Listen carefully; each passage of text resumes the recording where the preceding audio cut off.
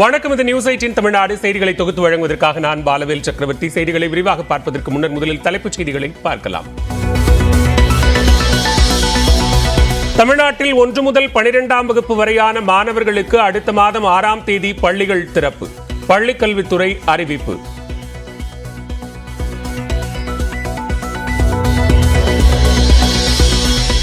மேற்கு தொடர்ச்சி மலையை ஒட்டிய 10 மாவட்டங்களில் இன்று கனமழைக்கு வாய்ப்பு. நீலகிரி, தேனி, நெல்லை உள்ளிட்ட மாவட்டங்களில் மழை பெய்யும் என வானிலை ஆய்வு மையம் கணிப்பு.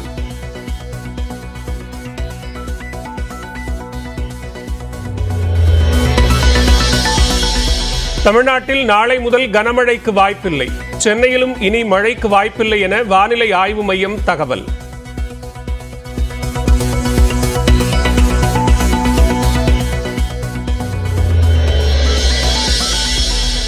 நெல்லை மாவட்டம் வள்ளியூரில் சீட் பெல்ட் அணியவில்லை என அரசு பேருந்து ஓட்டுநர்களுக்கு அபராதம் விதிப்பு. சீருடை சரியாக அணியவில்லை என கூறியும் அபராதம் விதித்த போக்குவரத்து காவலர்கள்.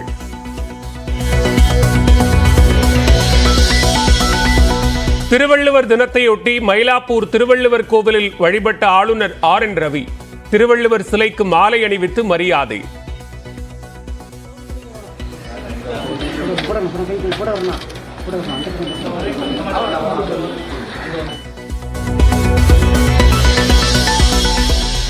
ஆளுநரின் பிடிவாதத்திற்கு மருந்தில்லை என சட்டத்துறை அமைச்சர் ரகுபதி பேட்டி.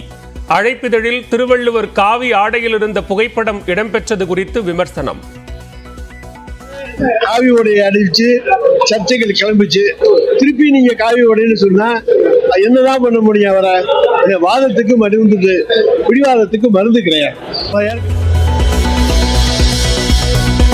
தாம்பரத்தில் எக்ஸ்பிரஸ் ரயிலில் 4 கோடி ரூபாய் பறிமுதல் செய்யப்பட்ட விவகாரம். தமிழ்நாடு பாஜக அமைப்பு செயலாளர் கேசவ விநாயகத்திடம் விசாரணை நடத்த இடைக்கால தடை விதிக்க சென்னை உயர்நீதிமன்றம் மறுப்பு.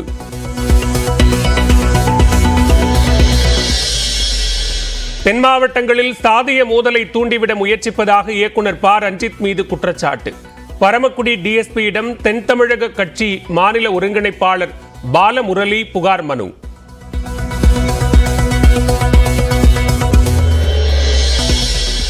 சென்னை தையூர் பண்ணை வீட்டுக்குள் அத்துமீறி புகுந்த புகாரில் முன்னாள் சிறப்பு டிஜிபி ராஜேஷ் தாஸ் கைது.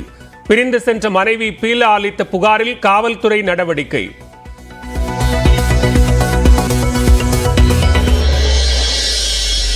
குன்னூர் சிம்ஸ் பூங்காவில் களை கட்டும் பழக்கண்காட்சி. 150 வகையான பழங்களால் அலங்கரிக்கப்பட்ட உருவங்களை கண்டு மகிழும் சுற்றுலா பயணிகள்.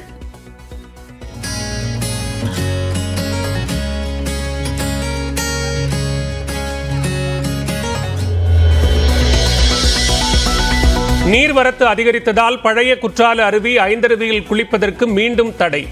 ஐந்தருவி, புலியருவி, சிற்றருவிகளில் குளிப்பதற்கு அனுமதி.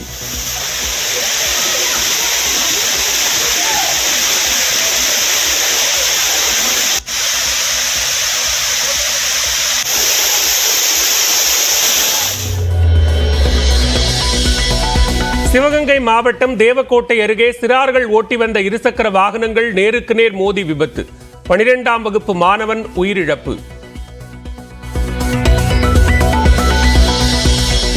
சேலம் மாவட்டம் சங்ககிரி அருகே 2 குழந்தைகளுக்கு விஷம் கொடுத்து கொலை செய்துவிட்டு தாயும் தற்கொலை.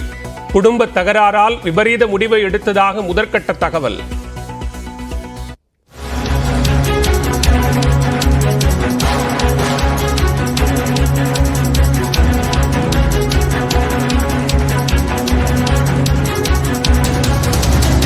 தற்போதைய அண்மை செய்தியை பார்த்துக் கொண்டிருக்கிறோம். நடிகர் கார்த்திக் குமார் குறித்து அவதூறு கருத்துக்களை தெரிவிக்க பாடகி சுசித்ராவிற்கு சென்னை உயர்நீதிமன்றம் இடைக்கால தடை விதித்திருக்கிறது. இது தொடர்பான கூடுதல் விவரங்களோடு இணைகிறார் இந்த நீதிமன்ற செய்தியாளர் மதன். விவரங்களை பதிவு செய்யலாம். பல நடிகர் கார்த்திக் குமாருக்கும் பாடகி சுசித்ராவுக்கும் திருமணமான பிறகு கருத்து வேறுபாடு காரணமாக கடந்த 2018ஆம் ஆண்டு முதல் அவர் பிரிந்து விட்டார்கள்.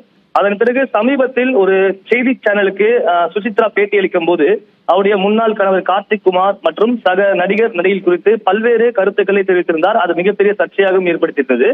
எனவே பாடகி சுசித்ராவின் இந்த பேட்டி தன்னுடைய நற்பெயருக்கும் தன்னுடைய குடும்பத்தின் நற்பெயருக்கும் களங்கம் விளைவிப்பதாக இருப்பதால் தனக்கு 1,00,00,000 ரூபாய் மான நஷ்டீடு வழங்க உத்தரவு கேட்டு சென்னை உயர்நீதிமன்றத்தில் நடிகர் கார்த்திக் குமார் ஒரு மனு தாக்கல் செய்திருந்தார்.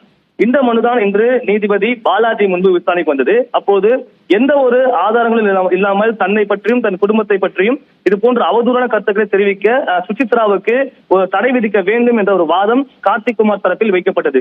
இந்த ஒரு வாதத்தை ஏற்றுக்கொண்ட நீதிபதி கார்த்திக் குமார் குறித்து மேற்கொண்டு இது போன்ற கருத்துக்களை தெரிவிக்க சுசித்ராவுக்கு இடைக்கால தடை விதித்து நீதிபதி உத்தரவிட்டார். அதே போல இந்த மனு தொடர்பாக சுசித்ரா வரும் ஜூலை 1ஆம் தேதிக்குள் பதில் மனு தாக்கல் செய்ய வேண்டும் என்றும் தற்போது நீதிபதி உத்தரவு பிறப்பித்துள்ளார். பாலா, நன்றி மதன், விரிவான விவரங்களை பதிவு செய்தமைக்கு.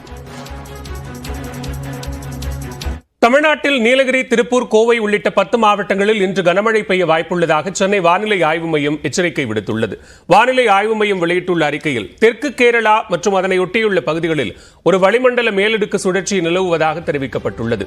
இதன் காரணமாக தமிழ்நாட்டில் ஒரு சில இடங்களிலும் புதுச்சேரி மற்றும் காரைக்கால் பகுதிகளிலும் இடி மின்னலுடன் கூடிய லேசானது முதல் மிதமான மழை பெய்யக்கூடும் என்றும் குறிப்பிடப்பட்டுள்ளது. நீலகிரி, கோயம்புத்தூர், திருப்பூர், திண்டுக்கல், தேனி, மதுரை, விருதுநகர், தென்காசி, திருநெல்வேலி மற்றும் கன்னியாகுமரி மாவட்டங்களில் இன்று ஓரிரு இடங்களில் கனமழை பெய்ய வாய்ப்புள்ளதாகவும் நாளை முதல் வரும் 30ஆம் தேதி வரை ஓரிரு இடங்களிலும் புதுச்சேரி மற்றும் காரைக்கால் பகுதிகளிலும் லேசானது முதல் மிதமான மழை பெய்யக்கூடும் என்றும் வானிலை ஆய்வு மையம் தெரிவித்துள்ளது. அடுத்த 5 நாட்களுக்கு அதிகபட்ச வெப்பநிலை தமிழ்நாடு, புதுச்சேரி மற்றும் காரைக்கால் பகுதிகளில் பொதுவாக 2 முதல் 3 டிகிரி செல்சியஸ் படிப்படியாக உயரக்கூடும் என்றும் தெரிவிக்கப்பட்டுள்ளது. இதனிடையே குமரிக்கடல் பகுதிகள், மன்னார் வளைகுடா, அதனை ஒட்டிய தென் தமிழக கடலோர பகுதிகள், மத்திய கிழக்கு வங்கக்கடல் பகுதிகள் மற்றும் தென்கிழக்கு அரபிக்கடல், கர்நாடகா, கேரளா, லட்சத்தீவு, மாலத்தீவு பகுதிகளில் சூறாவளி காற்று வீசக்கூடும் என்றும் சென்னை வானிலை ஆய்வு மையம் எச்சரித்துள்ளது. எனவே இந்த பகுதிகளுக்கு மீனவர்கள் செல்ல வேண்டாம் என்றும் அறிவுறுத்தப்பட்டுள்ளது.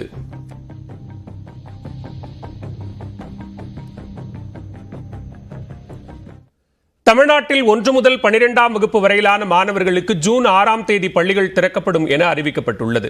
தமிழ்நாட்டில் 1ஆம் வகுப்பு முதல் 12ஆம் வகுப்பு வரையிலான மாணவர்களுக்கு ஆண்டு தேர்வுகள் கடந்த மார்ச் மற்றும் ஏப்ரல் மாதங்களில் நிறைவடைந்தன. இதனையடுத்து மே மாதம் முழுவதும் கோடை விடுமுறை அறிவிக்கப்பட்டது. கோடை வெயில் வாட்டி வரும் நிலையில் பள்ளிகள் எப்போது திறக்கப்படும் என்ற கேள்வி எழுந்தது. இதனிடையே மக்களவைத் தேர்தல் முடிவுகள் ஜூன் 4ஆம் தேதி வெளியாக இருப்பதால் பள்ளிகள் திறப்பு ஜூன் 2வது வாரம் வரையில் தள்ளிப்போக வாய்ப்பிருப்பதாக தகவல்கள் வெளியாகின. இந்நிலையில் தமிழகத்தில் 2024-2025 கல்வியாண்டில் 1 முதல் 12ஆம் வகுப்பு வரையிலான மாணவர்களுக்கு ஜூன் 6ஆம் தேதி பள்ளிகள் திறக்கப்படும் என பள்ளிக்கல்வித்துறை அறிவித்துள்ளது. எனவே குறிப்பிட்ட நாளில் பள்ளிகளை திறப்பதற்கு உரிய நடவடிக்கைகளை மேற்கொள்ள வேண்டும் என்று அனைத்து முதன்மை கல்வி அலுவலர்களுக்கும் அறிவுறுத்தப்பட்டுள்ளது. மேலும் அனைத்து பள்ளிகளையும் திறப்பதற்கு தேவையான நடவடிக்கைகளை உடனடியாக எடுக்க வேண்டும் என்றும் அறிவுறுத்தப்பட்டுள்ளது.